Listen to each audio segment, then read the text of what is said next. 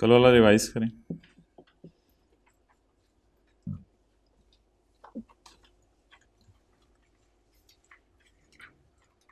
All revenues received, कल वाला lecture कितने लोगों ने ले लिया हुआ है इधर या घर में? गुड। ऑल रेवेन्यू नहीं हाथ खड़े किए कुछ लोगों ने। All revenues received and all loan raised by federal government shall be credited to FCF। ये कहाँ जमा करा दिए जाएंगे? FCF में। All amounts received in repayment of a loan, ये भी कहाँ जमा करवा दी जाएंगी? FCF में। PF में क्या होगा? All other monies received by federal government और any amount deposited with supreme court, आ रहा है सफ़ा, any amount deposited with supreme court, ये भी कहाँ जमा करवा दी जाएगी? PF में। नेक्स्ट, कस्टडी, पेमेंट और all connected matters shall be regulated by Majlis Shura और रूल्स मेड बाय प्रेसिडेंट। हर साल कौन किसके सामने जाके, भाई वो सफ़े पहले ले आया करो ना, कल वाले भी लाने हैं, आज वाले भी। एनुअल बजट स्टेटमेंट, हर साल फेडरल गवर्नमेंट नेशनल असेंबली के सामने ले बिफोर करेगी एनुअल बजट स्टेटमेंट, जिसमें एस्टीमेटेड रिसीट्स भी होंगी और एस्टीमेटेड खर्चे भी होंगे। भाई आपने लिया कल वाला लेक्चर? ठीक है, तो ऐसे फिर क्यों देख रहे हो? ऐसे देखो, एनुअल बजट स्टेटमेंट में खर्चे दो किस्म के होंगे। नंबर 1, कितने पैसे चाहिए उन खर्चों को पूरा करने के लिए जो चार्ज्ड बाय अम्मी ऑन अब्बू की जेब, charged bye constitution on FCF, और कितने पैसे चाहिए उन खर्चों को पूरा करने के लिए जिनके बारे में मशवरा दिया गया कि किस बास्केट से किए जाएं? FCF की बास्केट से किए जाएं। ये वो सड़कें वाले खर्चे हैं, और रेवेन्यू और कैपिटल एक्सपेंडिचर अलग अलग बताया जाएगा। अच्छा, procedure related to annual budget statement, ये जो आर्टिकल 81 वाले खर्चे हैं जिसमें प्राइम मिनिस्टर की तनख्वाहें वगैरह हैं, these shall be discussed in national assembly, voting will. और जो दूसरे वाले खर्चे हैं, अदर एक्सपेंसेस, सड़कें बनाने वाले, these shall be submitted for raising a चंदा। द असेंबली मे और मे नॉट एग्री टू चंदा, the assembly may also reduce चंदा। PM एक शेड्यूल पे साइन करेगा, कल वाले बांट दो पहले, हाथ खड़ा रखें जब तक सफा ना मिल जाए, गड़ा देना, 6-7 ही बांट लेते हैं।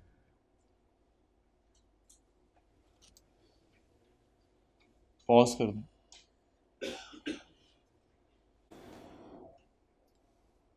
The PM shall sign a schedule, PM एक शेड्यूल साइन करेगा जिसमें बताया जाएगा कि सड़कों के लिए कितनी ग्रांट मिली है, और ये फिक्रा वही है जो ऊपर याद किया आपने, कितने पैसे चाहिए FCF वाले।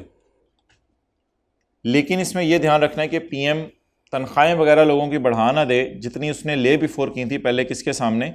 नेशनल असेंबली के सामने। और आखिरी बात ये पड़ी थी, ये अगेन ले बिफोर किया जाएगा नेशनल असेंबली के, लेकिन अब ना वोटिंग होगी और ना डिस्कशन होगी। येलो में एक पूरा रिदम बन रहा था, येलो लाइन में एक पूरा रिदम बन रहा था कि फेडरल गवर्नमेंट ले बिफोर करेगी नेशनल असेंबली के, उनको बुलाएं, और ये डिस्कस होगा नेशनल असेंबली में, और प्राइम मिनिस्टर इस पर साइन करेगा, और दोबारा ले बिफोर होगा नेशनल असेंबली के। ग्रीन हमने हाईलाइटर यूज़ किया था सड़कें बनाने वाले खर्चों के लिए, और स्काई ब्लू हाईलाइटर यूज़ किया था। ओके,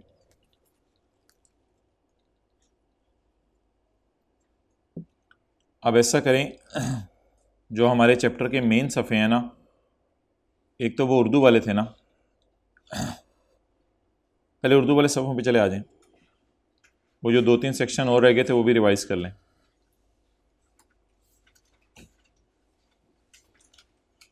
इसके बाद हमने 4 सेक्शन और पढ़े थे, 4 आर्टिकल्स बल्कि कहना चाहिए और पढ़े थे। सप्लीमेंट्री ग्रांट, इसमें 3 लफ्ज़ याद कर लें।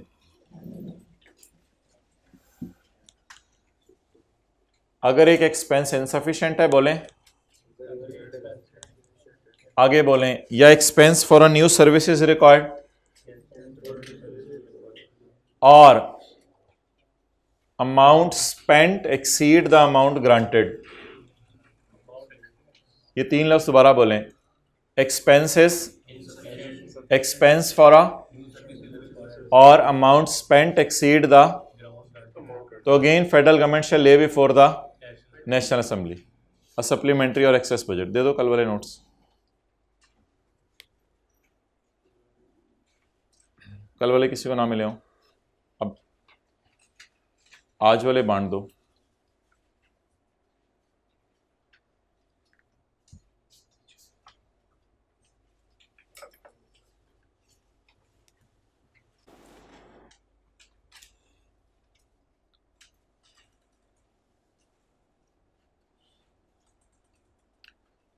अगर प्राइम मिनिस्टर पाकिस्तान में मौजूद नहीं है तो हमने कहा था नेशनल असेंबली जो है वो पैसे दे देगी, लेकिन ये 4 महीने से ज़्यादा के लिए नहीं होंगे। 4 महीने के बाद फिर दोबारा अप्रूवल लेनी पड़ेगी नेशनल असेंबली से। ये दोनों फिक्रे यहाँ से एस्टिमेटेड से लेके स्पेंडिंग तक, ब्रैकेट लगा लें, दोनों के सेम है, एस्टिमेटेड से पेंडिंग तक।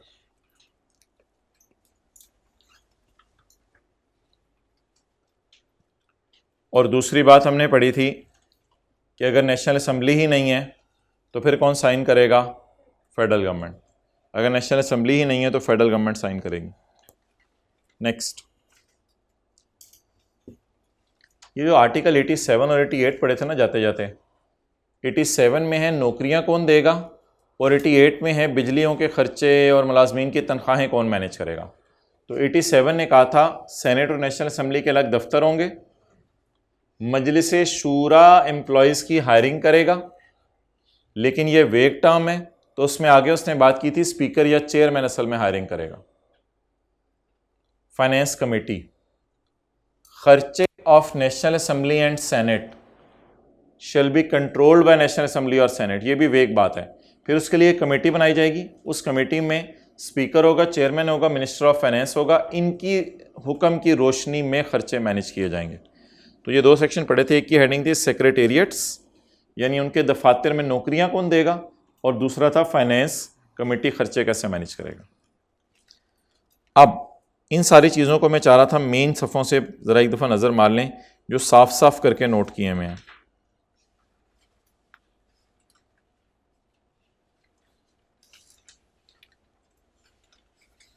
पेज नंबर 9, कल हमने पढ़े थे फेडरल फाइनेंशियल प्रोसीजर्स।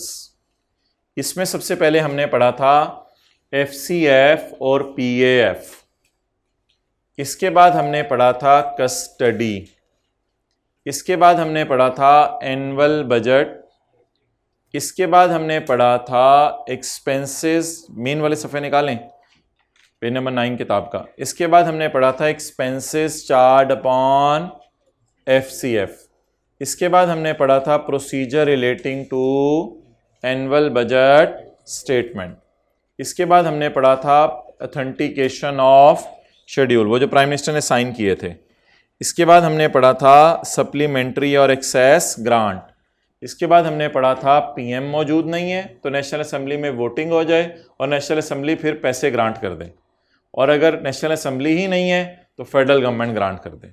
और ये अभी पढ़ा सेक्रेटेरिएट्स और फाइनेंस कमेटी। अच्छा, अब ये जो 2 सफ़े हैं पेज 9 और 10, ये रिपीट हो रहे हैं 11 और 12 पे। 9 और 10 की हेडिंग है फेडरल फाइनेंशियल प्रोसीजर्स, और 11 की हेडिंग है provincial financial procedures.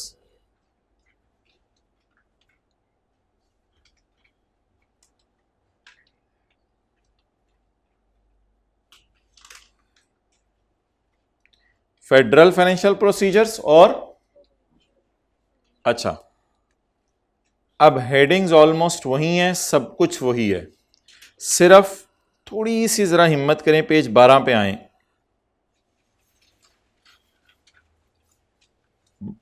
Federal government में मजलिस शूरा का लफ्ज़ इस्तेमाल होगा और सूबे में प्रोविंशियल असम्बली का लफ्ज़ इस्तेमाल होगा। फेडरल गवर्नमेंट में प्रेसिडेंट होता है, प्रोविंशियल गवर्नमेंट में गवर्नर होता है। उधर प्राइम मिनिस्टर होता है, इधर चीफ मिनिस्टर होता है। उधर फेडरल गवर्नमेंट होती है, इधर उधर नेशनल असेंबली होती है, इधर प्रोविंशियल असेंबली होती है। तो ये मोहतरम डिफरेंसेस हैं फेडरल फाइनेंशियल प्रोसीजर्स जो कल पढ़े थे उनमें, और जो आज पढ़ने लगे हैं प्रोविंशियल फाइनेंशियल प्रोसीजर्स, इनमें यह डिफरेंस है, याद कर लें।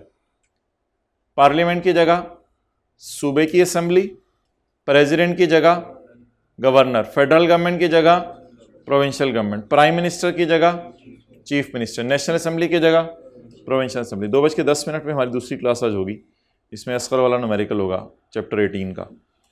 ओके, अब मोहतरम अपलोड भी हो जाएगी। अब आप इनमें फ़र्क देख लें क्या क्या है। मैं पेज नंबर 11 पर हूं और साथ मैंने पेज नंबर 8 खोलने लगा हूं जो कल वाला है, लेकिन वही जो साफ साफ वाला है जिस पे हमने गन मारा हुआ था वो वाला नहीं। कल हमने पढ़ा था आर्टिकल 78, आज हम पढ़ रहे हैं आर्टिकल 118। अंग्रेजी सारी वही है, all revenues received loan raise सब कुछ वही है। कल हमने पढ़ा था फेडरल गवर्नमेंट, आज नई चीज़ें मैंने अंडरलाइन कर दी हैं, आपको कुछ करने की ज़रूरत नहीं है।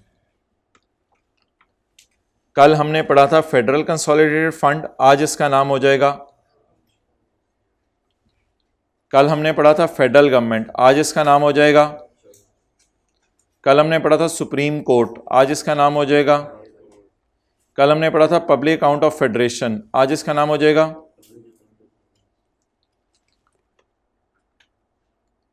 कल हमने पढ़ा था एफसीएफ और पीएफ, आज प्रोविंशियल कंसोलिडेटेड फंड और पब्लिक अकाउंट ऑफ प्रोविंस। कल हमने पढ़ा था मजलिस शूरा, उसकी जगह क्या नाम यूज होगा? Provincial assembly. कल पढ़ा था प्रेसिडेंट, आज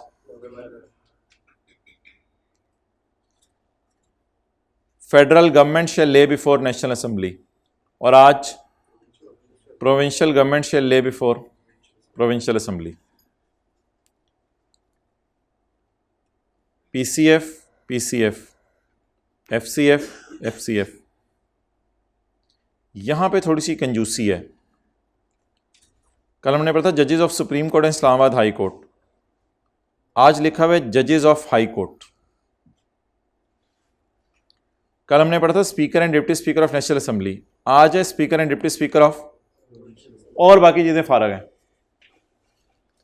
कल हमने पढ़ा था प्रेसिडेंट, आज लिखा हुआ है गवर्नर। डेट चार्जेस, कल डेट चार्जेस पढ़े थे फेडरल गवर्नमेंट के, आज प्रोविंशियल गवर्नमेंट के।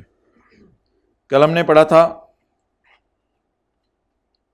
एनी ऑर्डर अगेंस्ट पाकिस्तान, आज हमने पढ़ा एनी ऑर्डर अगेंस्ट प्रोविंस। कल था मजलिस शूरा, आज है प्रोविंशियल असेंबली। एंड इसी तरह annual budget statement, authentication of schedule, prime minister की जगह चीफ मिनिस्टर, सब कुछ वही। सप्लीमेंट्री ग्रांट सब वही, लेकिन provincial government shall lay before the provincial assembly. Headings भी वही हैं, votes on accounts, power to authorize expenses. Votes on accounts, votes on accounts means के पीएम कल मौजूद नहीं था, तो अब शायद सीएम मौजूद ना हो, तो national assembly can make grant, लेकिन आज क्या लिखा हुआ है? Provincial assembly. We are very unlucky कि यहाँ 3 मंथ्स हैं और कल यहाँ 4 मंथ्स।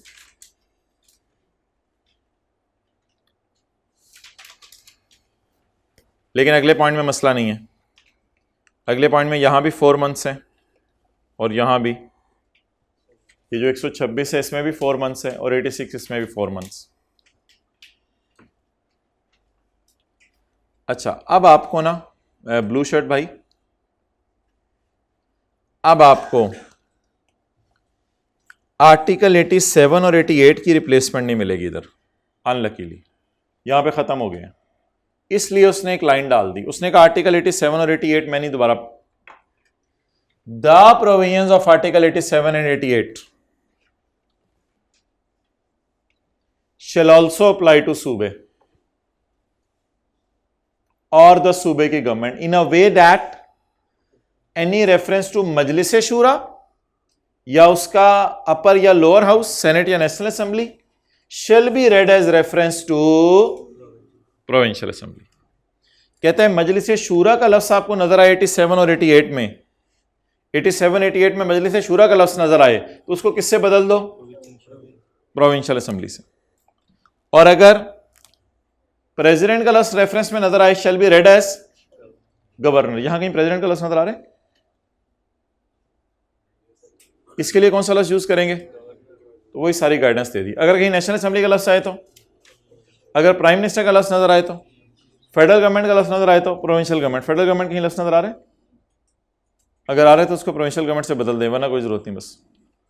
तो ये आर्टिकल 87 88 में उसने निहायती कंजूसी की। उसमें तो इसने भी कहा कि ये इसकी जगह ये लिख दो बस, कहते मैं दोबारा आर्टिकल नहीं लिख रहा।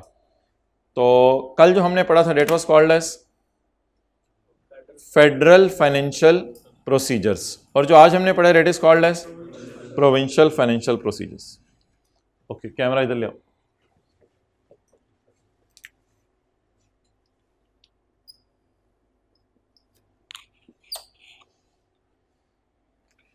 अच्छा जी, आज हमारी डिस्कशन एक बड़ी इंपॉर्टेंट डिस्कशन है and that is about NFC, national finance commission. बोले कमीशन। सबसे पहले हम नेशनल फाइनेंस कमीशन में पढ़ेंगे इसकी फॉर्मेशन, कुछ आपने नोट नहीं करना, इसकी फॉर्मेशन कि नेशनल फाइनेंस कमीशन है क्या, फिर पढ़ेंगे इसकी ड्यूटीज कि इसने काम क्या करना है। नेशनल फाइनेंस कमीशन को बहुत बड़ा काम दिया जाने लगा है, लेकिन पहले ये देख लेते हैं इसमें होगा कौन। नेशनल फाइनेंस कमीशन बनाएगा प्रेसिडेंट, हर 5 साल में एक दफ़ा, कम से कम 5 साल में एक दफ़ा नेशनल फाइनेंस कमीशन बनाएगा।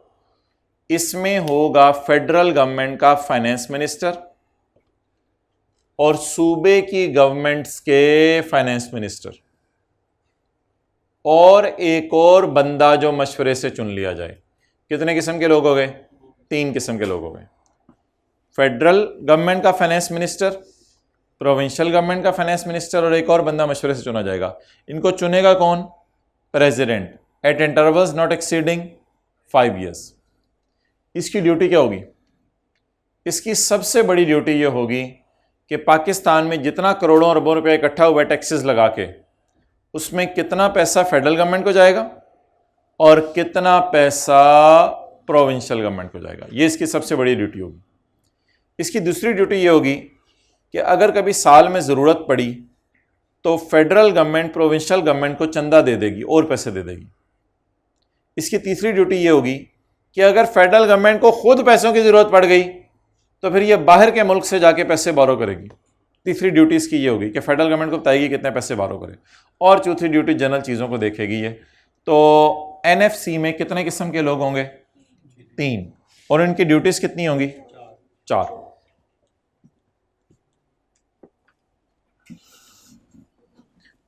वो अजीब अजीब से सफ़ों पे आ जाएं जो कल हम पढ़े थे।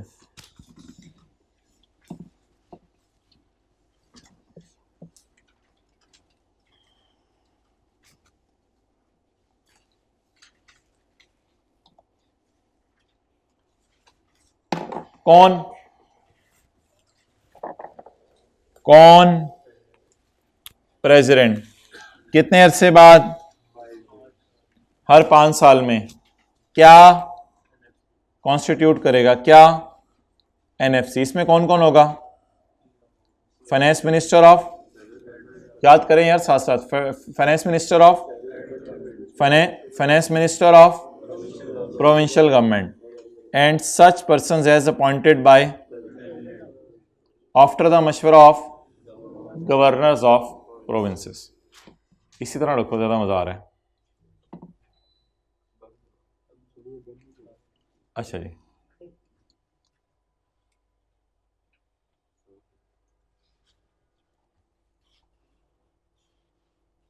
बोलें जी, क्या बनेगी? क्या बनेगी? एनएफसी। कौन बनाएगा? कब? Eight intervals not exceeding 5 years। Constitute N NFC. उसमें कौन कौन होगा? याद करें, जल्दी जल्दी याद करें, इधर से देखें। The minister of finance of such persons as appointed by after consultation with governors of provinces। Done done done. Okay, अगला काम इसकी, अब बोले ड्यूटीज। कितनी ड्यूटीज बताई हैं? 4। इस चैप्टर को साथ साथ इधर ही याद करें। It shall be the duty of NFC. किसकी ड्यूटी होगी? To make suggestions to president. NFC implement नहीं करेगी, ये सिर्फ मशवरा देगी। It shall be the duty of NFC to make suggestions to president. ये प्रेसिडेंट को क्या देगी? बोले सजेशंस देगी। लिखें suggestions. It shall be the duty of NFC to make suggestions. किसको? To president. रिगार्डिंग नंबर 1, हुकूमत और सूबों, यानी कि फेडरल गवर्नमेंट, हुकूमत और सूबों के दरमियान कितने पैसे बांटे जाएं। डिस्ट्रीब्यूशन ऑफ टैक्स नहीं, डिस्ट्रीब्यूशन ऑफ टैक्स रिसीट्स। बोले डिस्ट्रीब्यूशन ऑफ टैक्स नहीं, distribution of tax receipts. Tax जो आया उसकी रिसीट्स को डिस्ट्रीब्यूट करें बिटवीन फेडरेशन एंड प्रोविंसेस। कितने पैसे फेडरेशन को बांट दें और कितने पैसे सूबों को बांट दें। पहला काम इनका याद करें। डिस्ट्रीब्यूशन ऑफ टैक्स नहीं, tax receipts between federation and the making of चंदा बाय टू। चंदा देने वाला कौन? चंदा लेने वाली कौन? Provincial government. The exercise by federal government end of borrowing power. Borrowing power क्या होता है? उधार किस हद तक लिया जा सकता है। The exercise by federal government और by provincial government of borrowing power and any other finance matter referred by president. जी बताएं जी, अगली चीज क्या है? इधर देखें ना, अगली चीज क्या है? ड्यूटीज। किसकी? इधर देखें। It shall be the duty of NFC. NFC की ड्यूटी होगी to make suggestions to president regarding. President को ये सजेशंस देंगी। नंबर 1, 4 बातें। क्या? बांटना। किसका? टैक्स का नहीं। आखिर से सफा ले आओ, आखिर से सफा ले आओ। बांटना ऑफ टैक्स रिसीट्स किस किस के दरमियान?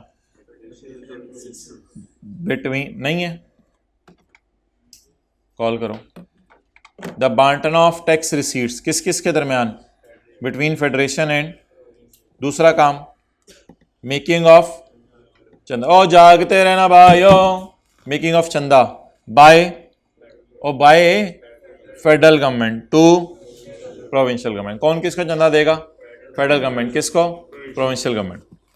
एंड एक्सरसाइज, किसने एक्सरसाइज करनी है? फेडरल गवर्नमेंट ने। और क्या?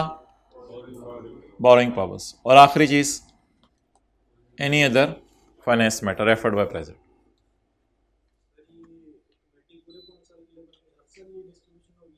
हाँ, डिस्ट्रीब्यूशन हर साल होगी। अच्छा जी, इसके बाद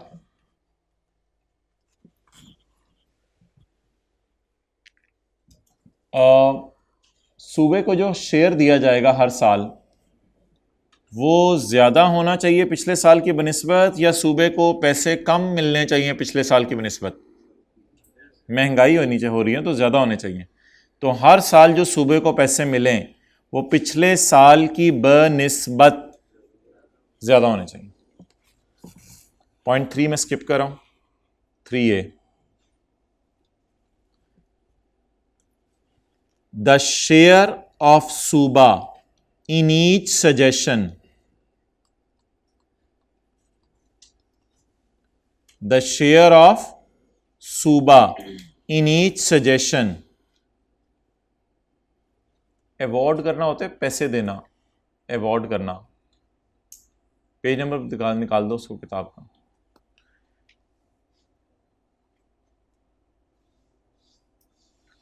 The share of Suba in each suggestion of NFC shall not be less than share in previous year suggestion। ये प्रीवियस ईयर की सजेशन से कम नहीं होना चाहिए। अवॉर्ड का मतलब क्या है? तोहफा देना, सजेशन देना, पैसे देना, अवॉर्ड करना। हमने आपको पैसे अवॉर्ड कर दिए हैं, तो इस साल जो पैसे अवॉर्ड किए जाएं that should be greater than पिछला साल। ये पिछले साल के बनिस्बत ज़्यादा होने चाहिए, कम नहीं होने चाहिए। ये वाला ऐसे ही चला दो, बराबर हो सकते हैं। पढ़ें जी। द शेयर ऑफ सूबा in each suggestion of NFC shall not be less than share in previous suggestion। Previous suggestion से कम नहीं होने चाहिए, लेकिन क्या हो सकते हैं? बराबर भी हो सकते हैं और ज़्यादा भी। The share of Suba in each suggestion of NFC shall not be less than share in previous suggestion। Done। अगली बात,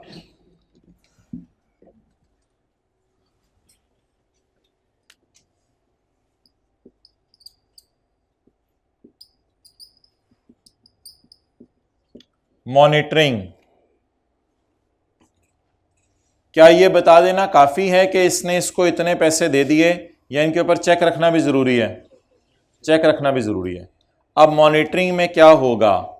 फेडरल फाइनेंस मिनिस्टर और प्रोविंशियल फाइनेंस मिनिस्टर एक रिपोर्ट बनाएंगे, और रिपोर्ट बना के मजलिस शूरा और सूबे की असम्बली को जमा करवाएंगे कि हमने चेक कर लिया है, जैसे वादा किया गया था वैसे पैसे दिए जा रहे हैं। और ये रिपोर्ट बनेगी बाई एनुअली। ये रिपोर्ट कैसे बनेगी जी? By annually. अब ज़रा फिक्रा पढ़ लें आप लोग, किताब से आके फिक्रा पढ़ लें।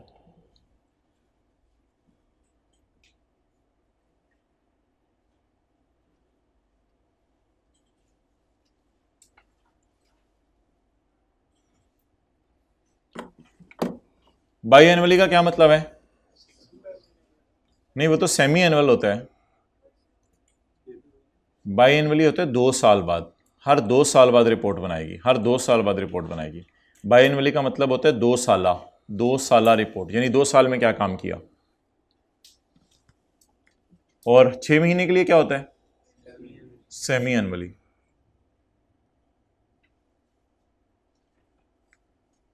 कौन किसको क्या पेश करेगा? कौन कौन कौन कौन? Federal finance and provincial finance ministers shall monitor the implementation of award। कितने साल बाद? 2 साल बाद। एंड ले देयर रिपोर्ट, और अपनी रिपोर्ट ले करेंगे before both houses of Majlis Shura and. कौन किसके सामने कब क्या करेगा? आप अब्बू के सामने जाके पढ़ाई करके दिखाएंगे? नहीं, ये नहीं लिखा हुआ। कौन किसके सामने क्या करेगा? फेडरल फाइनेंस मिनिस्टर और प्रोविंशियल, ये ले करेंगे अपनी रिपोर्ट हर 2 साल बाद। किसके सामने? मजलिस शुरा के सामने और प्रोविंशियल असेंबली के सामने।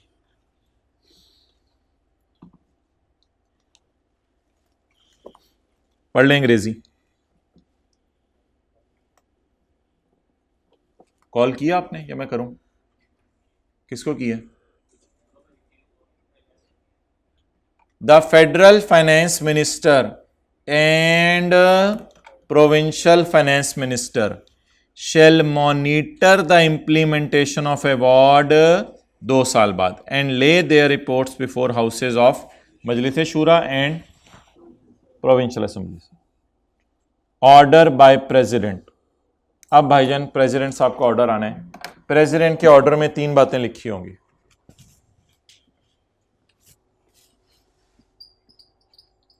असल में प्रेसिडेंट का ऑर्डर ना इसके बाद आ जाता है। जो ड्यूटीज है ना वो जब परफॉर्म करते हैं तो प्रेसिडेंट का ऑर्डर आ जाता है। प्रेसिडेंट के ऑर्डर में ये लिखा होता है, नंबर 1 किस सूबे को कितने पैसे देने हैं, नंबर 2 सूबे को पैसे डायरेक्टली देने हैं, बीच में कोई बंदा नहीं डालना, गड़बड़ हो सकती है, और तीसरा एक दफा सूबे को पैसे दे दिए तो दोबारा एफसीएफ की बास्केट में वापस नहीं डाले जा सकते। बस चले गए सूबे के पास तो चले गए। इस तरह याद रखें कि अब्बू ने बता दिया किस किस बच्चे को कितनी पॉकेट मनी देनी है, अब्बू खुद देंगे क्योंकि बड़े भाई को दे दी वो गड़बड़ कर सकता है। और तीसरी बात, ये पैसे दोबारा अब्बू की जेब में वापस नहीं जाएंगे। वैसे अब्बू मांग लें तो कोई मसला नहीं, लेकिन मैं इधर की बात कर रहा हूँ। तो ये 3 बातें अब आप सुन लें। किताब निकालो, शुरू में लिखो, शुरू में सफ़ों में जहाँ ज़िंदगी गुजारने के असूल लिख रहे हो। बेगम को पॉकेट मनी देने के बाद ना पूछना नहीं है कहाँ खर्च की, लिखो अंदर करके कहीं लिख लो, घर वाले ना देख लें। और बच्चों को पॉकेट मनी देख के नज़र रखनी है कहाँ इस्तेमाल कर रहे हैं, क्योंकि हर एक के लिए हर रूल एक रूल नहीं लगता। समझ गए हो? अकल से चलोगे ना ज़िंदगी में। ये दोनों बातें लिख लो सुनहरी असूल करके, भूल जाएंगे आपको। ये जितनी बातें याद आती है ना ये लिखते रहा करो। लिख जल्दी, सिर्फ आधा मिनट दे रहा हूँ। जाहिर बात है आप लोगों का भी प्रोग्राम है तो आप लोगों ने भी। ऑनलाइन वाले जल्दी करें, पॉज करके video. Okay, order by president. President ने कितने ऑर्डर पास करने हैं जी? 3। घर जाके कर लोगे पूरा। ऑर्डर बाय प्रेसिडेंट, बहाने से सफा खोलोगे घर वालों के सामने। Order by president on the basis of suggestion of NFC. कौन से वाले पॉइंट में भाईजान? एनएफसी ने कहां सजेशंस दी थी? पॉइंट 2 याद है ना? On the basis of suggestions of NFC in point 2 the president shall. President कितनी बातें बताएगा जी? 3। नंबर 1 बताएं जी, शेयर ऑफ टैक्स नहीं, share of tax receipts which is to be allocated to each सूबा। दूसरी बात, share shall be paid directly to the government. Directly लिखें, share shall be paid directly to the government. Share directly उस government को दिया जाएगा सूबे की। And share shall not form part of FCF. Again बड़ा बड़ा लिख लें, ये अगेन एफसीएफ की बास्केट में दोबारा नहीं डाला जाएगा।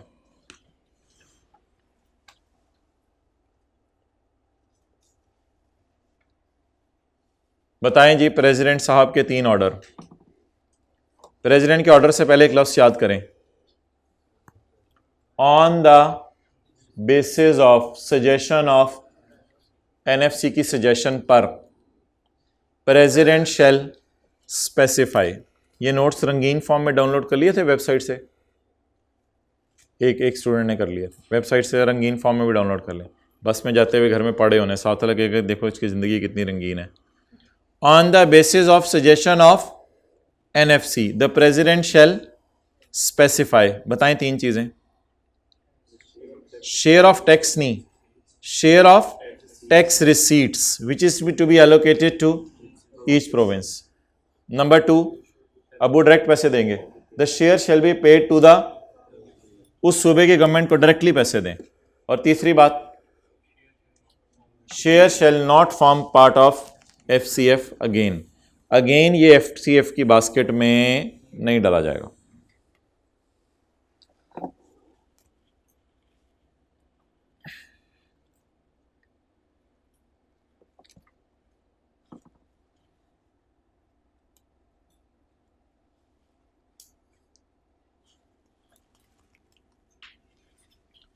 The suggestions of NFC shall be laid before both houses and provincial assemblies।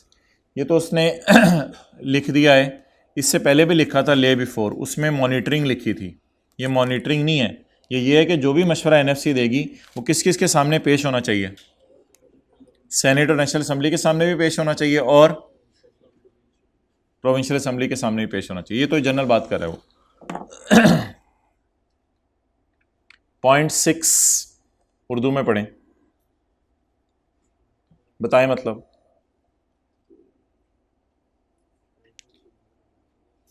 हो सकता है पहले पैसा पॉपुलेशन की बेस पे बांटा जाता हो, आप प्रेसिडेंट साहब कह दें पैसा एरिया के बेस पे बांटा जाना, लिखें पहले पैसा पॉपुलेशन की बेस पे बांटा जाता है, आप प्रेसिडेंट साहब कह दें एरिया के बेस पे बांटा जाना है।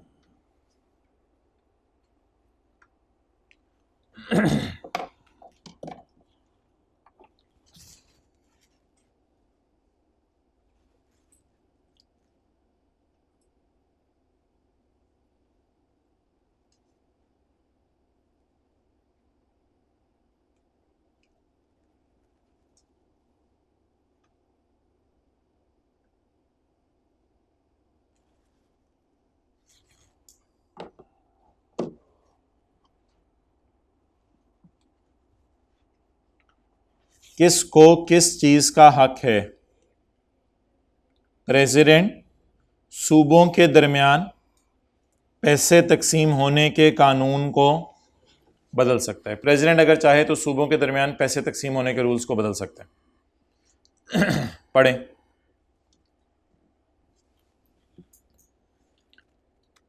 Before any order under clause 4,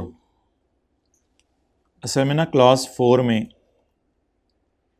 इस बुलेट के बारे में कह रहा है, before any order under class 4, clause 4 का फैसला सुनाने से पहले प्रेसिडेंट में मेक ऑल्ट्रेशंस या amendments in a law relating to distribution of, जो कि डिस्ट्रीब्यूशन ऑफ रेवेन्यू के रूल को बदले। किस किस के दरमियान? Between federal government and provincial government. आगे काट दो जैसे कि वो मुनासिब समझे।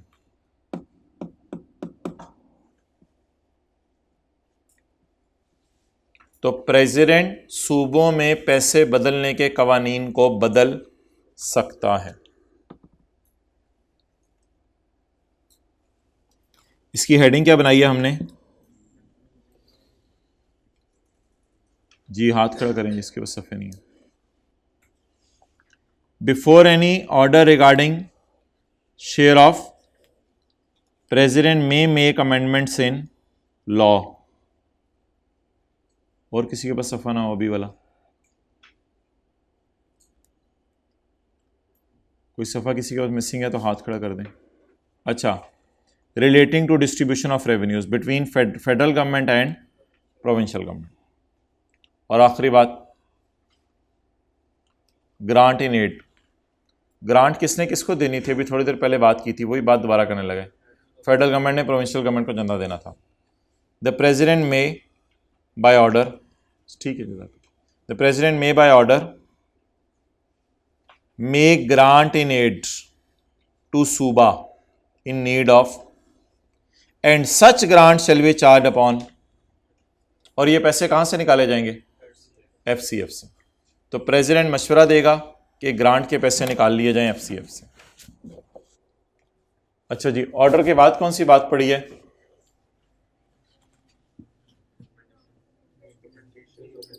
रिकमेंडेशन, उसके बाद अमेंडमेंट इन लॉज, उसके बाद grants in aid.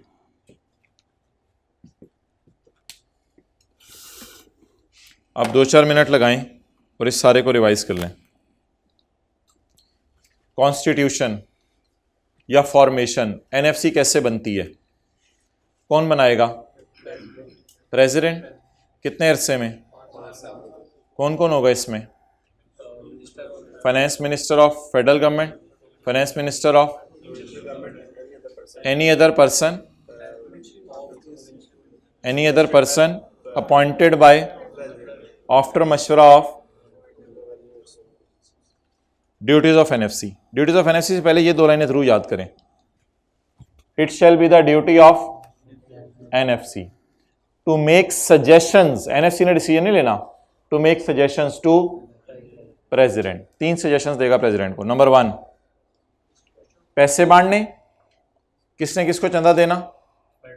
Federal government ने प्रोविंशियल गवर्नमेंट को। किसने लोन लेना? या फेडरल ने या प्रोविंशियल ने। और any other finance related matters. जी, शेयर से क्या याद आ रहा है?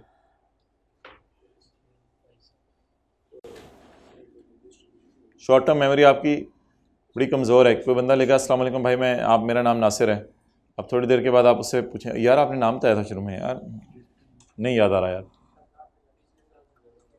इस साल जो पैसे दिए जाएंगे वो पिछले साल से ज़्यादा होंगे। जो अवार्ड का लफ्ज़ यूज़ हुआ था, share, the share of the सूबा in each award of NFC shall not be less than share in previous award. Monitoring का बता दें। मॉनिटरिंग, कौन किसके सामने क्या करेगा, कब? फेडरल फाइनेंस मिनिस्टर और प्रोविंशियल फाइनेंस मिनिस्टर 2 साल बाद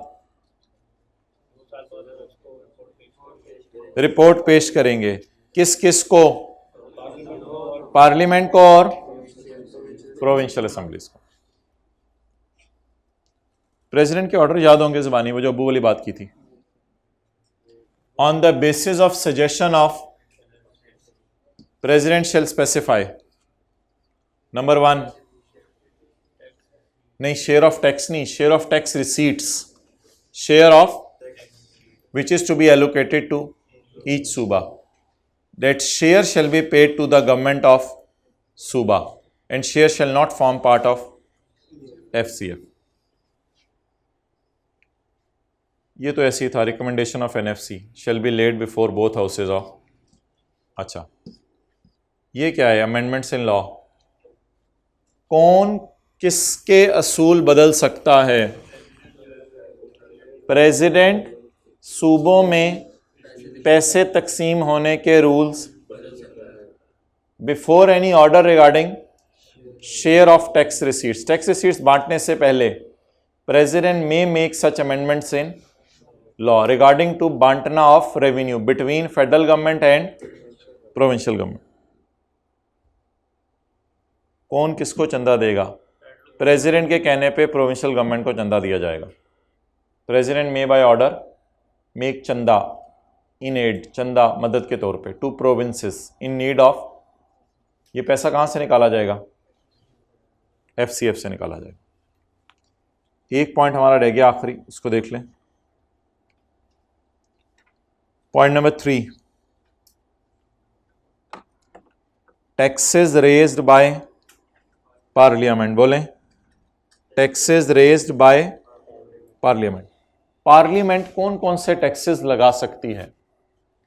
taxes raised by parliament. Parliament कौन कौन से टैक्सेस लगा सकती है? Taxes raised under authority of Majlis Shura are as follows. Number 1, tax on income. Corporations क्या होती हैं? कंपनीज पे टैक्स।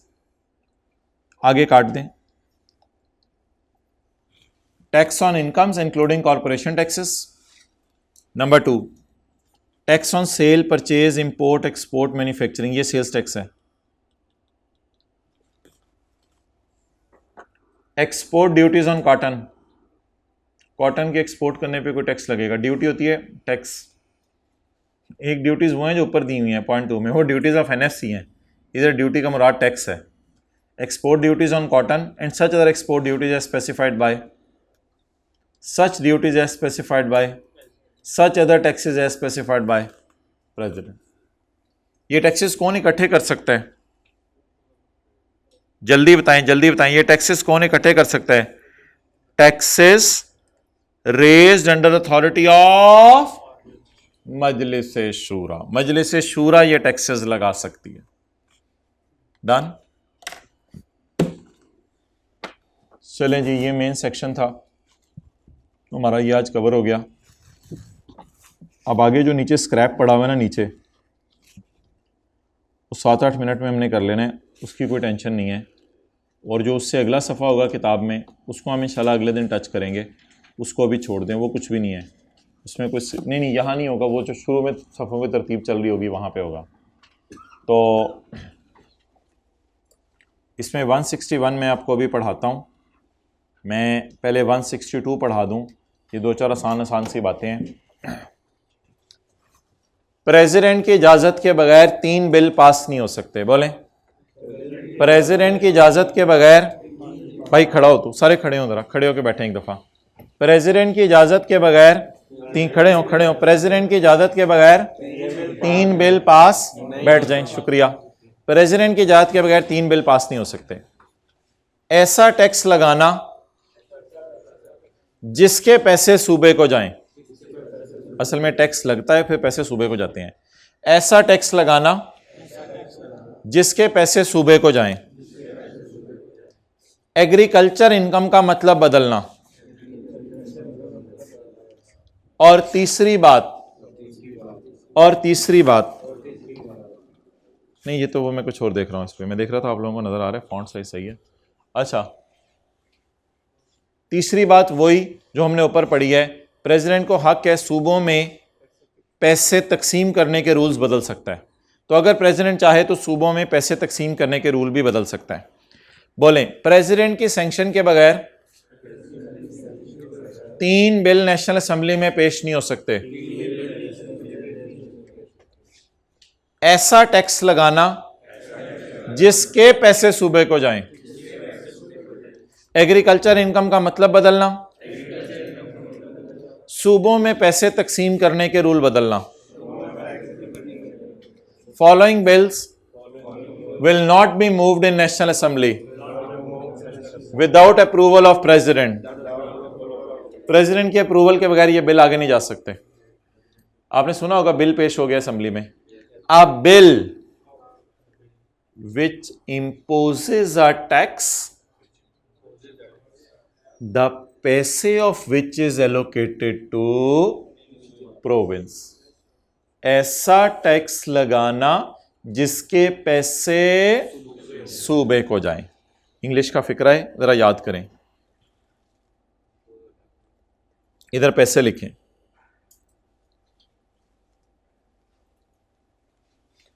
वेरियस को ब्रैकेट में ले लें। imposes a tax the paise of which is given to province। ऐसा टैक्स लगाना जिसके पैसे किसको जाएं। Where is the meaning of agricultural income for charging income tax. अगर कभी इनकम टैक्स लगाना पड़ा, आजकल तो नहीं लगाना पड़ता। आखिरी बात वही है, सूबों में पैसों के तकसीम होने के असूलों को बदलना। Affects the principle on which monies are distributed to province. वही बात लिख लें, पॉपुलेशन वर्सेस एरिया। तो पॉपुलेशन से एरिया पे चले जाएं, एरिया से पॉपुलेशन पे चले जाएं। ये 3 बिल किसकी इजाज़त के बगैर पास नहीं हो सकते? प्रेसिडेंट।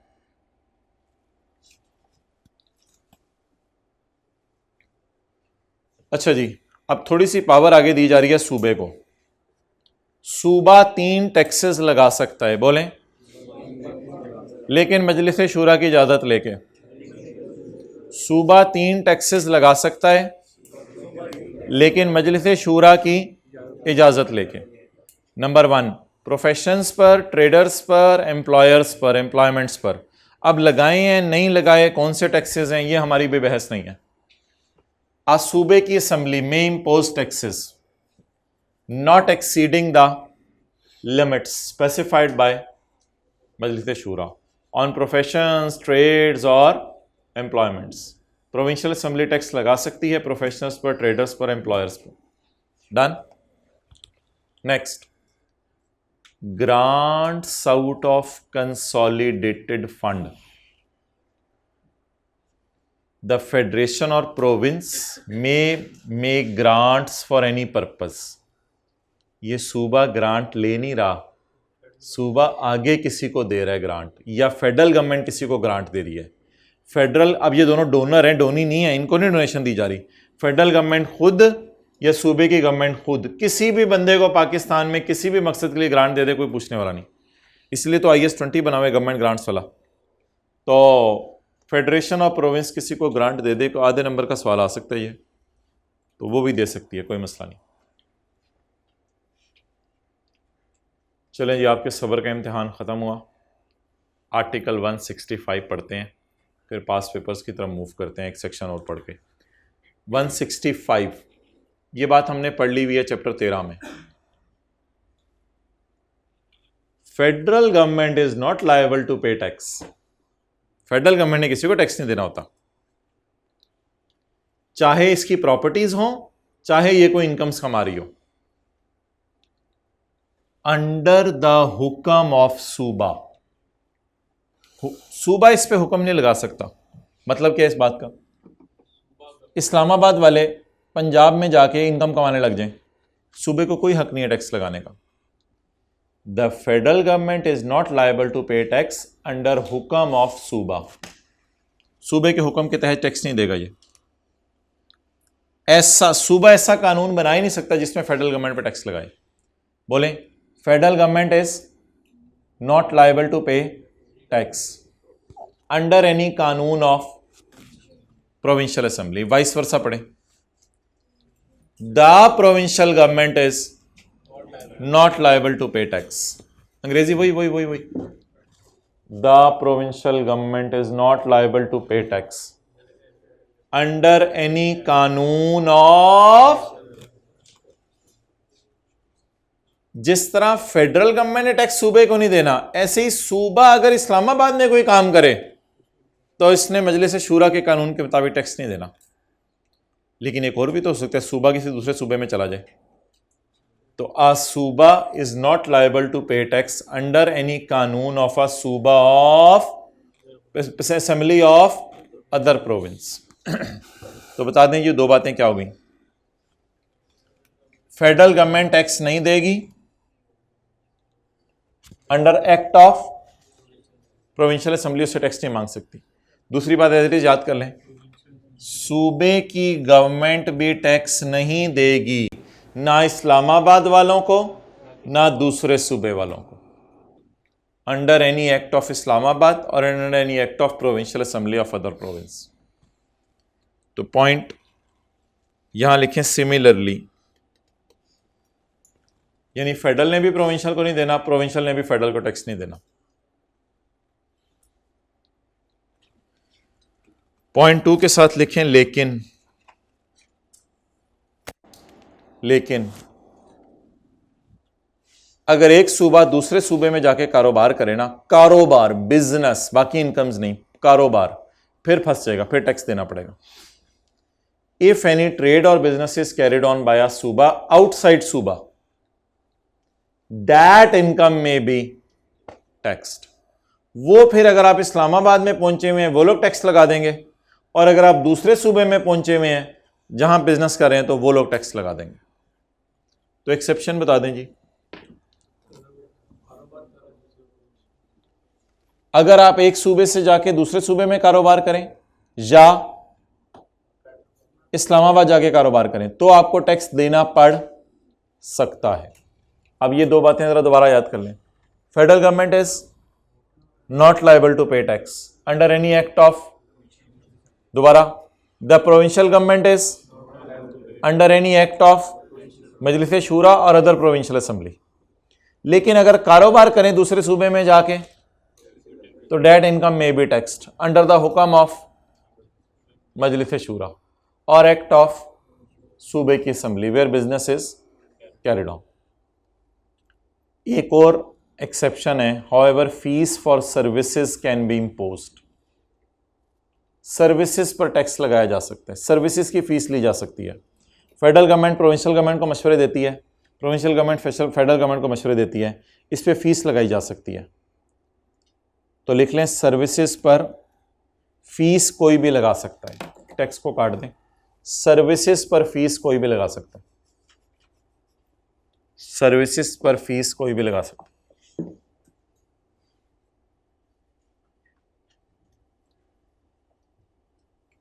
चलें अब इसको याद कर लें। प्रेसिडेंट की इजाजत के बगैर 3 बिल पास नहीं हो सकते। अंग्रेजी में बताएं, a bill which imposes a tax the पैसे of which is given to province. ऐसा टैक्स लगाना जिसके पैसे किसको जाएं, इसके रूल प्रेसिडेंट की इजाजत के बगैर नहीं लगाए जा सकते। दूसरी बात, where is the meaning of and affects the principal, जिसमें मनी डिस्ट्रीब्यूट होती है। सूबे वाले मजलिस शुरा से इजाज़त लेके प्रोफेशंस पर, ट्रेड्स पर और एम्प्लॉयमेंट्स पर क्या लगा सकते हैं, टैक्स लगा सकते हैं। फेडरल गवर्नमेंट प्रोविंशियल पे टैक्स नहीं लगा सकती, फेडरल गवर्नमेंट ने टैक्स नहीं देना प्रोविंशियल को, और प्रोविंशियल ने टैक्स नहीं देना इस्लामाबाद को या दूसरे सूबे को। लेकिन अगर दूसरे सूबे में जाके कारोबार करें फिर टैक्स देना पड़ेगा।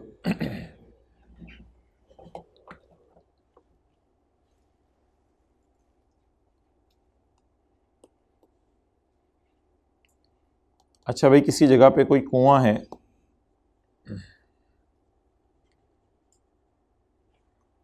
इस कुएं से कुछ भी निकला और ये कुआं किसी सूबे में था।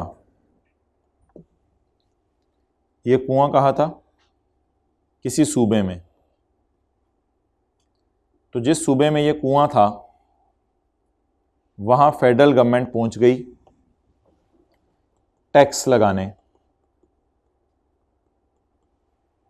अब लॉ मेकर कहते हैं जो भी टैक्स लगा, यहां पे जिस बंदे ने भी एक्टिविटी की, कुएं में से कोई भी चीज निकाली, जो भी टैक्स लगा वो टैक्स आप सूबे को दो। वो एफसीएफ की बास्केट में डालने की इजाजत नहीं है, क्योंकि अगर वो टैक्स एफसीएफ में चला गया तो चारों सूबों को तकसीम हो जाएगा।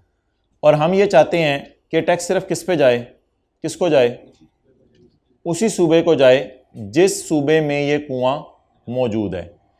अगर किसी सूबे में कोई कुआं है वहां पे फेडरल गवर्नमेंट टैक्स लगाए और पैसा इकट्ठा करे, तो वह पैसा इकट्ठा करके फेडरल गवर्नमेंट अपने पास लेके चली जाए या सूबे को दे दे, और ये पैसा किसको नहीं दिया जाएगा, एफसीएफ की बास्केट में नहीं दिया जाएगा। ये था जी हमारा आज का आखिरी कॉन्सेप्ट, आर्टिकल 161। हेडिंग पढ़ें जी, heading natural gas and hydroelectric power. अगर गैस निकलने पर गवर्नमेंट कोई ड्यूटी या रॉयल्टी ले तो वो पैसे उस सूबे को देंगे जहां कुआं था। इसको ना जितना मैं हाईलाइट कर रहा हूं वो करें, the receipts of federal excise duty. इसका मतलब बताएं, the receipts of federal excise duty. Federal excise duty से जो पैसे आए, the receipts of federal excise duty. क्यों रिसीट्स हुई, ऑन नेचुरल गैस, क्योंकि नेचुरल गैस निकली है। ये चार्ज कहां किए गए हैं पैसे, कुएं के ऊपर, या कोई भी रॉयल्टी जो गवर्नमेंट ले ले, shall not form part of FCF. फिर किसे दें, shall be pay to the सूबा वेयर कुआं इज लोकेटेड। ये पॉइंट ए याद कर लें, बाकी सारा रेपिटेशन है। नीचे बोलें, द पैसे ऑफ फेडरल एक्साइज ड्यूटी। दोबारा बोलें, द पैसे of federal excise duty on natural gas. Federal excise duty किस पे लगी, on natural gas. Charge that कुआं, कुएं पे लगाई आपने, और royalty collected by federal government shall not form part of, shall be paid to the सूबा। आगे सारा इंग्लिश का फिक्रा वही है, गैस की जगह ऑयल।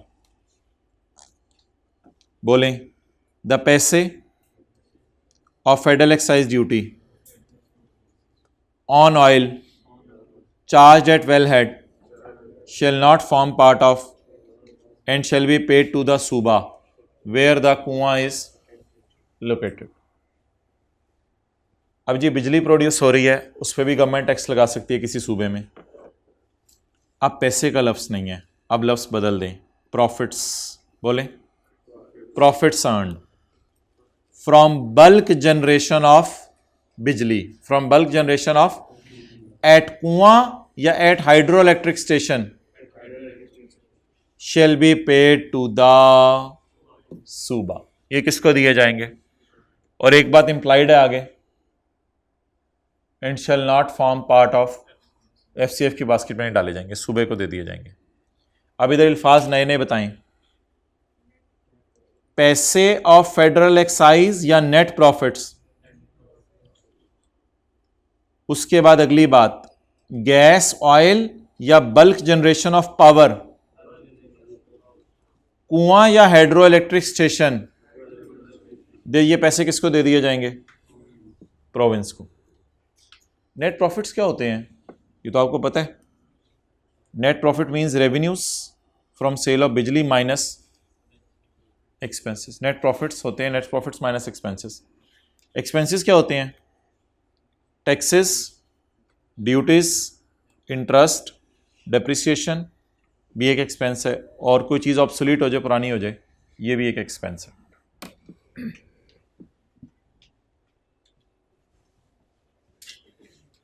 कल हमने कौन सा पेज किया था? 9-10। आज 10, 11, ओहो वो 10, 11 सॉरी 11, 12 तो कोई इतना इंपॉर्टेंट नहीं है, उनको छोड़ें। 12, 13 ये आज किया था, ये कल किया था, और कल कौन सा पेज करेंगे? Page number 14। अब हम इस चैप्टर के पास्ट पेपर के सारे सवाल जो थ्योरी के आए हैं वो करने लगे हैं, ताकि हम एक दफ़ा देख लें जो अभी तक हमने पढ़ा है हमें समझ आया है या हमें समझ नहीं आया। अच्छा, कल पेज 9 और 10 पढ़ा था। 11 मेरी नज़र में वो कोई इतना इंपॉर्टेंट नहीं, वो उसकी हेडिंग थी प्रोविंशियल फाइनेंशियल प्रोसीजर्स, वो जो कॉपी पेस्ट की हुई थी चीज़ें। पेज नंबर 12 पे हमने एनएफसी पढ़ा था, और 13 पे भी एनएफसी चलता रहा था, और फिर 13 पे ये जो अभी बातें पढ़ी हैं हाइड्रो इलेक्ट्रिक और ये सारी 13 पे बातें पढ़ी हैं। 14 कल पढ़ेंगे, लेकिन पेज 14 आप निकाल लें।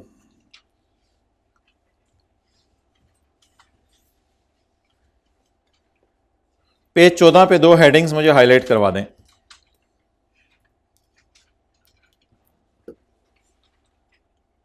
इस बात का मतलब बताएं,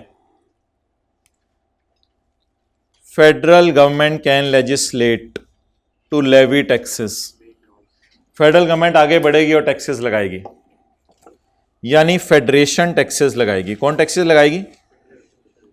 ये वाली हेडिंग पढ़ें, power of provinces to legislate taxes, यानी कौन आगे बढ़ेगा?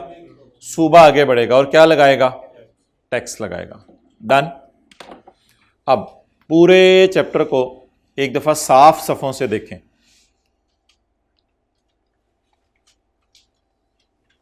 कल हमने क्या पढ़ा था? फेडरल फाइनेंशियल, एफसीएफ और PF, annual budget statement, expenditure chart, procedure, authentication prime minister की, supplementary budget, votes on accounts, power, secretariats और फाइनेंस कमेटी। ये कल पढ़ा था। आज इसको छोड़ें, प्रोविंशियल फाइनेंशियल प्रोसीजर्स। आज पढ़ा एनएफसी। एनएफसी में एक लाइन पढ़ी है मैंने, वो मुझे जरा बता दें हेडिंग क्या है? टैक्सेस रेज्ड बाय, ये टैक्सेस कौन लगाता है? ये कौन सा पेज है? 12, 13 को छोड़ दें, 14 पे आए। 14 में कौन टैक्सेस लगा रहा है? फेडरल गवर्नमेंट और प्रोविंशियल गवर्नमेंट। अब ये 3 सवाल पेपर में लगाते हैं। मैंने आपको पढ़ाया नहीं पेज 14, कल इंशाल्लाह पढ़ाना है। 3 सवाल पेपर में लगाते हैं। नंबर 1, पार्लियामेंट कौन से टैक्सेस लगाएगी?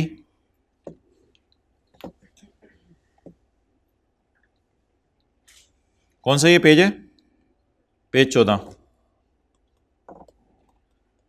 पार्लियामेंट कौन से टैक्स लगाएगी? बोलें। पेज नंबर 12 पे लिखा हुआ है। फेडरल गवर्नमेंट या फेडरेशन कौन से टैक्सेस लगाएगी? पेज नंबर 14 के टॉप पे लिखा हुआ है।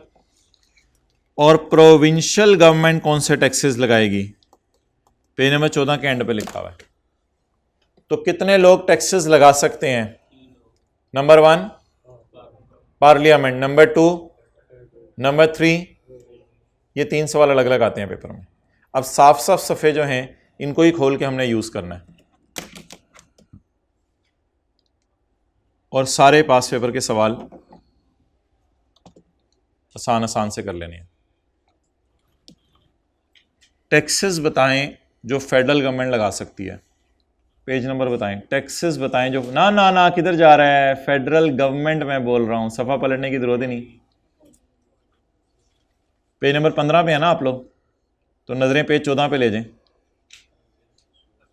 ढूंढें taxes which can be imposed by federal government. किस पेज पे? Areas where federal government can लगा टैक्सेस। तो लिख लें, पेज 14 हो गया।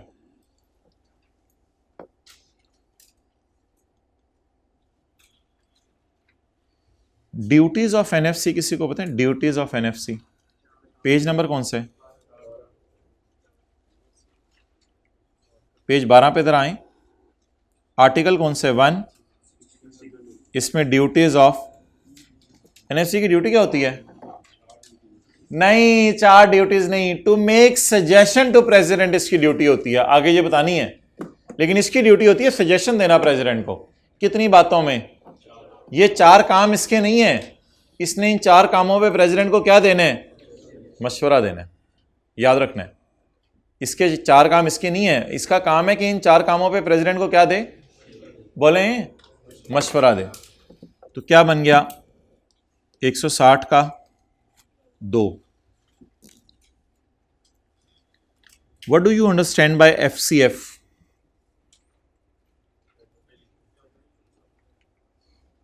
कहते हैं फेडरल कंसोलिडेटेड फंड। FCF से क्या मुराद है आपकी? कल 78 का 1 सिर्फ 78 का जो कल पढ़ा था सुबह सुबह आते ही। और नहीं 8 नंबर नहीं, अगली लाइन भी तो पढ़ो ना। एनुमिरेट द खर्चे which are charged upon FCF by constitution. Enumerate the खर्चे which are charged upon FCF by constitution. ढूंढे 81 सारा 8 नंबर का सवाल है। हेडिंग पढ़े 81 की। Expenditure charge upon FCF।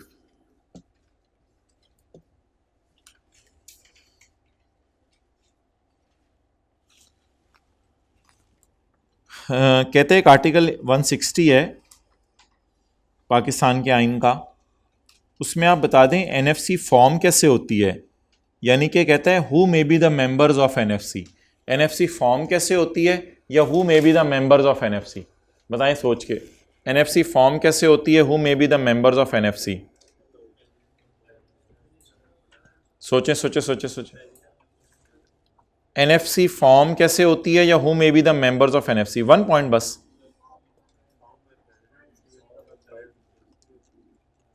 आईकेप ने जो लफ्ज़ यूज़ किया है वो कॉन्स्टिट्यूशन नहीं किया, आईकेप ने लफ्ज़ यूज़ किया है फॉर्मेशन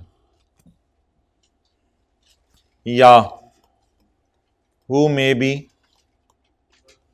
मेंबर्स।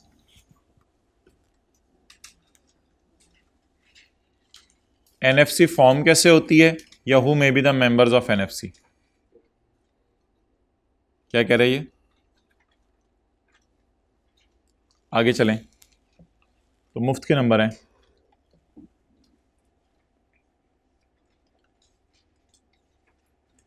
ये आप लोग बड़ा अच्छा करते हैं, पास पेपर में जो कौन सा आया होता है ना नाम, वो आके यहाँ आके लिख लेते हैं ताकि याद भी रहे। ये बड़ा अच्छा करते हैं आप लोग।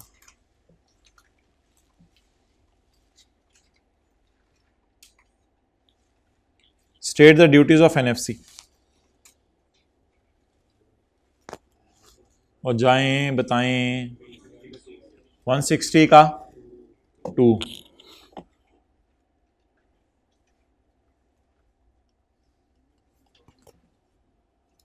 List the taxes and duties which may be raised under the authority of parliament. वो टैक्सेस बताएं जो पार्लियामेंट इकट्ठे करती है। पेज नंबर 12 या 14? 12 160 का 3। Also list the taxes which are covered under the scope of सूबे। सूबे सूबे सूबे ढूंढे कोई टैक्सेस जो सूबे लगाते हैं। सूबे सूबे कौन सा यार ढूंढ दें कोई। पेज नंबर 14 का एंड जो हमने कल पढ़ना है, पेज 14 का एंड पढ़ना क्या आपको बता देना, खुद ही याद कर लेंगे।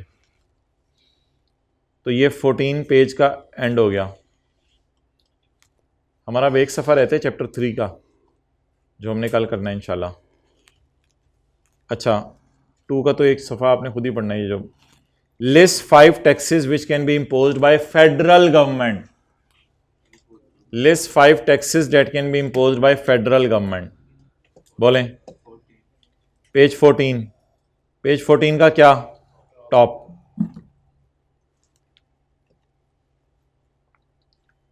एनएफसी की ड्यूटी है कि वो मशवरा देती है प्रेसिडेंट को with regard to finance related matters. You are required to list on such suggestions. वो सजेशंस बताएं जो एनएफसी देती है। ढूंढें। एक्सेलेंट, ड्यूटीज ही पूछी हैं और तो कुछ नहीं पूछा। वो सजेशंस बताएं जो देती है। ढूंढते हैं सजेशंस क्या क्या देती है, इसलिए मैं बार बार सजेशन का लफ्ज़ बोल रहा था। वो सजेशन देती है, ऑर्डर नहीं देती। बताएं जी एनएफसी क्या क्या सजेशन देती है। It shall be the duty of NFC to make suggestions. इन 4 चीज़ों की सजेशन देती है। सेम सवाल है, किसका सवाल है? ड्यूटीज 160 का 2। पॉइंट बी मजे का सवाल है, सब कुछ ही कवर कर गया।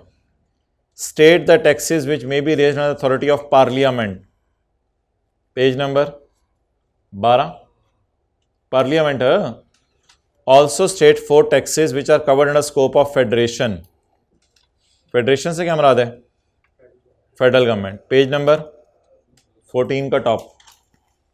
Under scope of provinces page number 14 का। तो ये कमाल सवाल है जिसने तीनों कवर कर लिया, पार्लियामेंट के अलग, फेडरल गवर्नमेंट के अलग और प्रोविंशियल गवर्नमेंट के अलग।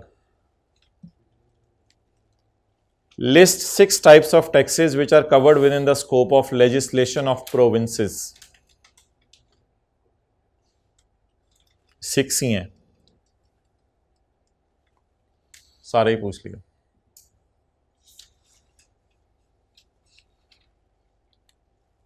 Question 9, following is the list of taxes. उल्टा सवाल पूछा इसने और आसान। आइडेंटिफाई कि ये फेडरल गवर्नमेंट ने लगाने हैं या प्रोविंशियल गवर्नमेंट ने। सेल्स टैक्स ऑन सर्विसेज ढूंढें। मैंने पढ़ाया नहीं लेकिन ढूंढें। सेल्स टैक्स ऑन सर्विसेज मुझे तो यहां मिल रहा है, ये किसने लगाना है? प्रॉपर्टी टैक्स ढूंढें। प्रॉपर्टी टैक्स प्रोविंशियल गवर्नमेंट ने। कैपिटल वैल्यू टैक्स कहां? ये मिल गया, बड़ी मुश्किल से मिला है, लेकिन ये याद किया होता तो पता चल जाता। कल इंशाल्लाह पढ़ेंगे कैपिटल वैल्यू टैक्स। अगला कौन से, चलें आप नाम बताते रहे मुझे। कस्टम ड्यूटी ढूंढें। अगला tax on transfer of immovable property ढूंढे, नीचे है, और सॉरी नीचे है, और आखिरी कौन सा, एग्रीकल्चर इनकम पे टैक्स, ये किधर आ रहा है, ये taxes on income other than agriculture, और इधर क्या लिखा हुआ था, एग्रीकल्चर इनकम पर टैक्स। अच्छा ये ना चलें, इसको मैं कल डिस्कस करता हूँ फिर कि ये एग्रीकल्चर इनकम पर टैक्स इसने क्यों लिखा हुआ यहाँ पे। चैप्टर 18 में आए, कंट्रोल एफ असगर, कमाल सवाल आपके लिए पकड़ा है। बस में जाते हुए अटेंड करेंगे, घर जाके अटेंड करेंगे, या 2:10 पे आएंगे, 2:10 वाले हाथ खड़ा करें, आज आ जाइएगा यार, अच्छा सवाल है, ठीक है। अच्छा इस सवाल में हमारा जो एक मेजर कंसर्न होगा वो मैं इंशाल्लाह आपसे क्लास में डिस्कस करूंगा, वो होगा फार्मास्यूटिकल कंपनी के लिए एक फड्डा पड़ा था हमने, मार्केटिंग एक्सपेंसेस पूरे माइनस करने की जरूरत नहीं होती, लेकिन ये हमने कभी भी आज तक क्लास में न्यूमेरिकली नहीं किया। तो ये कॉन्सेप्ट है जो हम क्लास में न्यूमेरिकली पहली दफ़ा करेंगे। अल्लाह का शुक्र है बाकी सारी चीज़ें क्लास में कराई हुई हैं, सारी चीज़ें, एक एक चीज़ क्लास में हुई भी है, इसलिए बड़े शौक से आपने इस न्यूमेरिकल को अटेंड करने आना है। अब 2-4 चीज़ें जिनको मैं अभी फारिग करना चाहता हूँ, साथ साथ मुझे बता दें इनका क्या करना है। कॉस्ट ऑफ सेल में अकाउंटिंग डेप्रिसिएशन पड़ी है, आधे नंबर सवाल में फ़र्क पड़े होते हैं, मुफ्त के नंबर हैं, पेज नंबर 405। बताएं जी, कॉस्ट ऑफ सेल में अकाउंटिंग डेप्रिसिएशन पड़ी है, इंशाल्लाह हम इसको क्या करेंगे, ऐड बैक, टिक करते रहे जो जो एडजस्टमेंट मैं करा रहा हूँ। कॉस्ट ऑफ सेल में provision for slow moving inventory पड़ी है, एक स्टॉक है जो हमारे ख्याल से बड़ा स्लो मूव करता है, तो हमारा अंदाज़ा है कि शायद ये ख़राब हो जाए, अंदाजे नहीं माइनस कर सकते, प्रोविजन फॉर डाउटफुल डेट भी माइनस नहीं कर सकते, provision for slow moving stock भी नहीं। बताएं जी,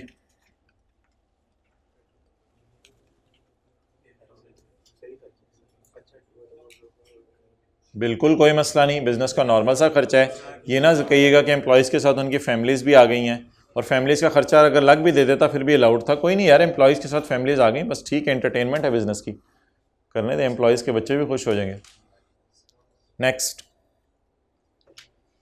ये अलाउड हो गया ना। इन दोनों को इंशाल्लाह हम क्या करेंगे और इससे इग्नोर करेंगे, लेस डाल के, वो अलग बात है, इग्नोर कैसे करना है। 12,35,000 एज पेनल्टी टू कस्टमर, बस मैं नहीं आगे पढ़ा रहा, ये अलाउड है, गवर्नमेंट को नहीं है। 12,35,000 paid as penalty to customer, सिर्फ कौन सी पेनल्टी नॉट अलाउड होती है, ये किसको पे की है।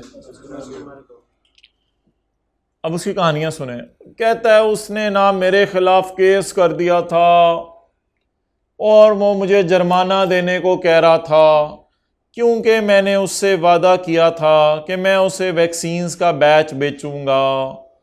जब लेबॉर्ट्री में टेस्ट हुए और हमने उसकी तहकीक की तो पता चला कि उसके अंदर बहुत ज़्यादा गंद है, लेवल ऑफ इम्प्योरिटीज़ बहुत ज़्यादा है वैक्सीन में, गंद डाल के हमने भेज दिया। एक्सेप्टेबल लेवल तक गंद होता तो बात ठीक थी, हल्का फुल्का तो कहते हैं चलता ही है, आपको पता है, लेकिन उससे भी ज़्यादा गंद था, एक्सेप्टेबल लेवल से भी एक्सीड कर गया था। हमने वादा किया था कि थोड़ा बहुत गंद चलेगा, एग्री किया था, लेकिन वो उससे भी बढ़ गया गंद, जो कॉन्ट्रैक्ट को हमने वायलेट कर दिया है। सरकार गवर्नमेंट को तो पे नहीं किया ना, तो बस अलाउड है। नहीं सर, कोई ना कोई कहानी होगी, इन 3 लाइनों में ना कोई कहानी आई के अपने डाली होगी। सर ऐसे कैसे हो सकते कि आई के इसमें कहानी ना डाले, तू पूरे सफ़े का ऐसे लिख दे, उसको 10 बैच बेचे थे, उसने वो रखे, उसने फिर पुलिस भेजी, फिर ये हुआ, फिर हमने बंदे डाले, फिर पूरा सफ़ा लिख दे तो इसके ऊपर।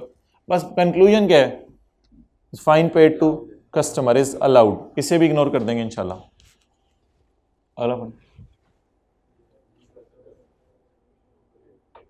रिक्लासिफाई क्यों होगा, पहले तो बताएं बिजनेस का खर्चा है या नहीं, नहीं क्यों नहीं खर्चा, डोनेशन बिजनेस का खर्चा नहीं होता, डोनेशन नॉट अलाउड हो जाएगा। फिर क्या इसका टैक्स रेट माइनस करने की इजाज़त है, ये तो लोकल गवर्नमेंट को पे किया हमने, तो फेडरल या प्रोविंशियल गवर्नमेंट को।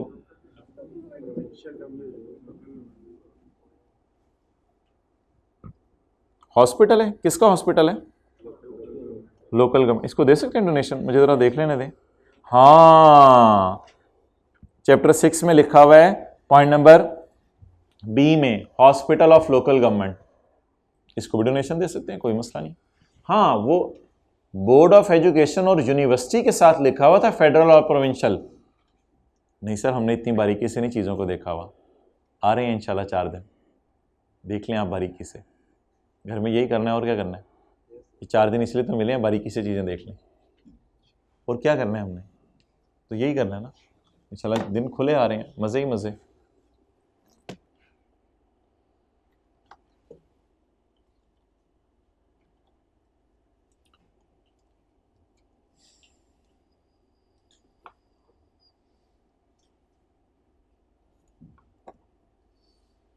मार्केटिंग एक्सपेंसेस इंशाल्लाह अगली क्लास में देखेंगे। अदर इनकम में डिविडेंड पड़ा हुआ है, कोई कैपिटल गेन पड़ा हुआ है, ये आपको पता है माइनस कर देते हैं। अदर इन्फॉर्मेशन तो पता नहीं, वैसे किसी और सवाल के लिए होगी, इसको छोड़ें। Required, your computation should commence from profit figure. आपने न्यूमेरिकल कहाँ से स्टार्ट करना है? प्रॉफिट्स, ठीक है। सर तस्लीम खाम, अगला सवाल आपका, ignore minimum tax under section 113। हाँ हाँ हाँ हाँ, हंस की लोटपोट हो जाए गए, मैं तो याद भी नहीं था। रशीद यार है ना, कर यार यार, तेरी मेहरबानी यार, हमें तो पता भी नहीं था कि सेल्स 100 मिलियन से ज़्यादा है। इतनी बारीक भी नहीं से हम सवाल नहीं पढ़े थे, लेकिन शुक्र है तूने याद करा दिया कि इग्नोर करना है मिनिमम टैक्स, हमें वैसे याद भी नहीं था। तो ऐसी चीज़ इग्नोर करने को कह रहे हैं जो हमने लगानी भी नहीं थी, लेकिन इंशाल्लाह ईद के बाद लगाएंगे। बड़ी ईद के बाद आप बड़ा गोश्त खा के आएंगे ना, तो लगाएंगे इंशाल्लाह। तो सेल पे 1.25 लगता होता है, लेकिन वो क्या कह रहे हैं? इग्नोर कर दे। ठीक है यार, इग्नोर कर देते। शो ऑल एक्सक्लूजन्स, जिन चीज़ों को एक्सक्लूड कर रहे हैं, डिसअलाउ कर रहे हैं, एग्जेम्प्ट कर रहे हैं। डिसअलाउ तो नहीं करते, डिसअलाउ तो बिजनेस के चैप्टर में होती हैं।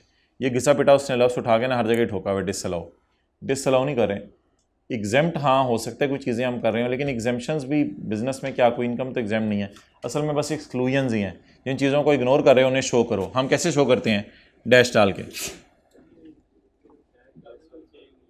इंग्लिश में लिखते हैं ना हम, लेस और डैश डाल के। इसका मतलब यही होता है वो जो हम न्यूमेरिकल में नहीं करते, less fine to customer dash. इसका मतलब ये नहीं होता कि अंग्रेजी में नोट देना है। वो जब अंग्रेजी में अंग्रेजी लिखनी होती है ना, तो फिर फिक्र आता है एक्सप्लेन द एक्सक्लूजन्स। अभी एक्सप्लेन करनी है या शो करनी है? शो करनी है। डन। चलें जी, कुछ कीमती बातें सुन लें, किताबें बंद कर दें।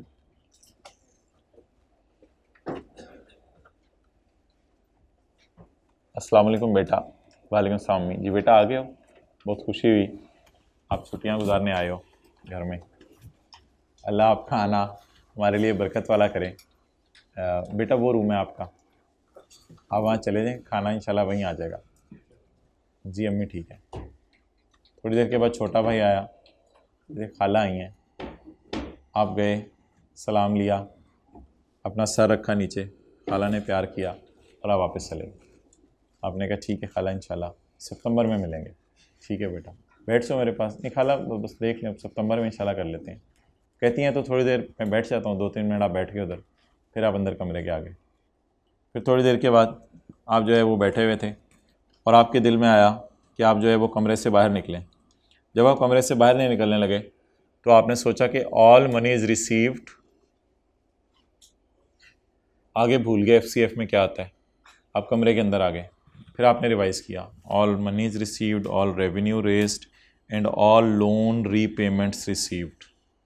आपने मेरे को अम्मी खाना अंदर ही भेज दें, मैं नहीं बाहर आ रहा। थोड़ी देर के बाद घर में बेल बजी, आपको अंदर ही अंदर हो रहा है, पता नहीं कौन आया है, कि बेटा वो तुम्हारा दोस्त आया है। आपने कहा अम्मी उससे फ़ोन पे मैं बात कर लेता हूँ, सितंबर में आना यार, देखो यार मेरा फ्यूचर है। बड़ी मेहनत से वालिदैन ने दिन रात एक करके पैसे जो है वो इकट्ठे किए हैं और फिर जमा करवाए हैं। और यार देखो 6 महीने मेरे नुकसान होंगे, 6 महीने कोई थोड़ा टाइम है। और एक बात जो है ना, एक बात वो आपको दिन में 16 घंटे पढ़ने पे मजबूर करेगी कि वही किताब दोबारा नहीं खोली जाती बंदे से। जब वो सोचेंगे वो किताब दोबारा नहीं, रशीद पढ़, तो अपने अंदर ही अंदर ना रशीद पढ़। कंफर्टेबली 16 घंटे में अभी तक पढ़ा हुआ सारा टेक्स्ट फारग हो सकता है। कंफर्टेबली 16 नहीं तो अगले दिन का आधा दिन और मिला लें तो 1.5 दिन के अंदर अभी तक पढ़ा हुआ सारा फारग हो सकता है। बैठे बैठे ना आपको एकदम ख्याल आया करेगा, नहीं यार मेरा फ्यूचर सितंबर। और मैं आपको सीरियसली बताऊं, दिन कुछ नहीं रह गए पीछे। ये आपने आना है, जुलाई गुजर जाने, घर जाने, अगस्त गुजर जाने, सितंबर में आपने आई के बैठे होना है।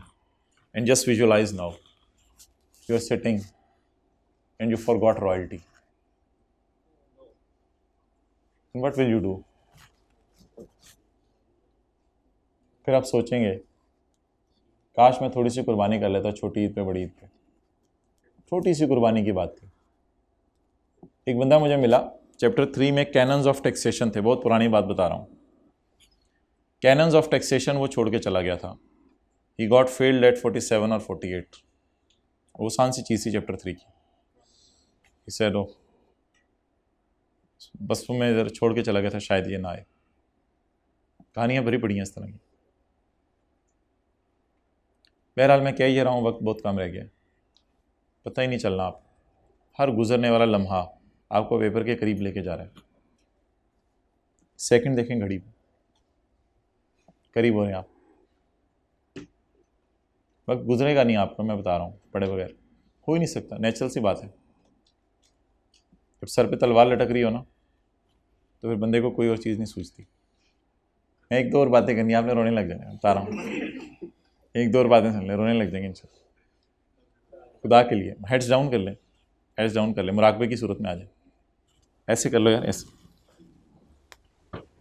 बहुत वक्त करीब आ गया, बहुत वक्त करीब आ गया, चाहे बहुत वक्त करीब आ गया, बिल्कुल। ये सर पे खड़ा हुआ है, ये महीना चल रहा है, ये तो पहले ही खत्म हो गया है, आने जाने में ही आपका ख़त्म हो जाना है, पीछे जुलाई रह जाना है। जुलाई में मैं आपको बताऊं, एक टीचर ने इधर से बाजू खींच रहे होने, दूसरे टीचर ने इधर बाजू खींच रहे होने। संडे को मेरे पास भेज दो, दूसरे टीचर ने कहना शाम को मेरे पास भेज दो, तीसरे ने कहना दोपहर को मेरे पास भेज दो, मैं इधर सिलेबस अपना कवर करा लूँ। और अगस्त में टीचरों ने आपको सही करानी है। अगस्त में टीचरों ने कहना है 4 दिन छोटी ईद के गए थे, 4 दिन बड़ी ईद के गए, 2 दिन मुहर्रम के गए, तो 10 अगस्त तक तो हमने आपकी जान नहीं छोड़नी, फिर आपने तो रोना है बैठ के। तो वो दिन अगस्त वाले समझ लें, ये यकम से 4 अगस्त है, ये जून का महीना नहीं है। और जो मुहर्रम की छुट्टियां आएंगी वो 5-6 अगस्त होगा, और 7, 8, 9, 10 अगस्त जो है वो गुजर चुका है छोटी ईद पे। तो ये अगस्त के 10 दिन इन्होंने खा जाने आप लोगों के। मैं आपको बता रहा हूँ, इनके पास कोई हल नहीं है इसका। ये कोई गोली नहीं है जो सिलेबस के अंदर डाल के आपके अंदर खिला दें। यही 4 दिन है आपकी ज़िंदगी के, दीज विल मेक और ब्रेक। ये आपका मोटिवेशन लेवल आसमानों पे लेके जाके आपको आसमानों पे भी पहुंचा सकते हैं, और 4 दिन ज़ाया करेंगे तो ज़मीन के ऊपर भी। बाकी आपको पता है, खाना पीना, दोस्तों से मिलना जुलना और आगे पीछे आना जाना चलता रहता है। इन द एंड बात वही है, वक्त बहुत कम रह गया। इसको उठा, बहुत कम वक्त रह गया, पता ही नहीं चलना। मैं बता रहा हूँ, ये जून है, आगे जुलाई आने, अगस्त आने, सितंबर में आके में बैठे होने। कौन सा हॉल, कौन से मैरिज हॉल में बुलाते हैं? नादिया कैटरिंग। अच्छा, नादिया पीसी कैटरिंग, ये नाम है, पता नहीं। आपको आई के बुलाते हैं तो उधर तुझे पीसी नहीं बुलाते? फर्स्ट टाइम आई के जाना है। आप जाते रहते हो? कपल्स मार्केट तो ठोकर के पास है। अच्छा, जाना अकेले। अच्छा, नहीं बुलाया कभी? कवाने का हिदायत अपने आप को बुलाया था क्या करने के लिए? यार मुझे नहीं, कवाने के भी पेपर हुए थे। जाए साथ वाले को लेके, 2:10 पे इंशाल्लाह मिलते हैं। बंद कर दो।